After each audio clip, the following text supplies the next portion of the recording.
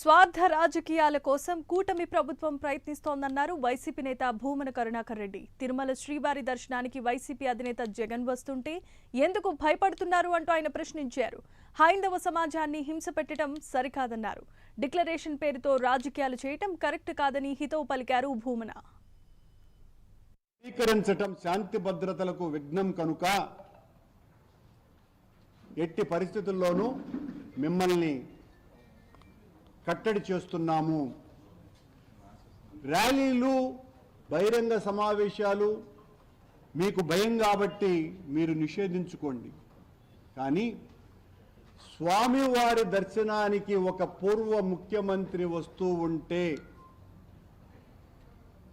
స్వామివారి పట్ల అనన్య భక్తి విశ్వాసాలు కలిగినటువంటి ఒక పూర్వ ముఖ్యమంత్రి స్వామివారి పట్ల భక్తిని చాటుకోవటానికి వస్తూ ఉంటే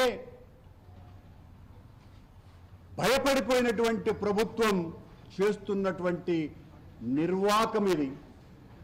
హైందవ సంఘాన్ని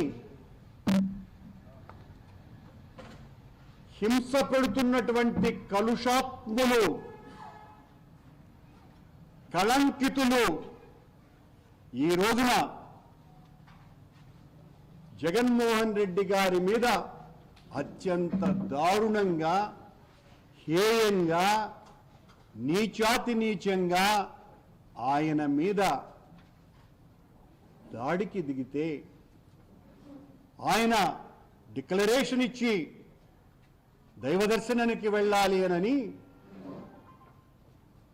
సూడో భగవంతుని పట్ల అంతంత మాత్రమే నమ్మకం ఉన్నటువంటి సూడో మనుషులు జగన్మోహన్ రెడ్డి గారిని కట్టడి చేయాలని మాట్లాడుతున్నారు.